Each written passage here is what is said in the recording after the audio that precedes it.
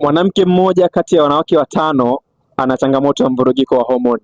Yaani maana yake ni kwamba hedhi yake huwa inabadilika badilika kila mwezi, kwa maana kwamba mwezi huu anaweza akaingia tarehe fulani, alafu mwezi mwingine akabadilisha tarehe tofauti kabisa. Lakini vile vile hedhi hata ikija bado inakuja na maumivu makali sana chini ya kitovu chake. Lakini vile vile hata ikija hedhi hiyo unakuta ni ya mabonge mabonge au mabuje mabuje ya damu, au pengine unaweza kukuta hedhi hiyo ni nyepesi nyepesi sana mithili ya matone matone ya damu.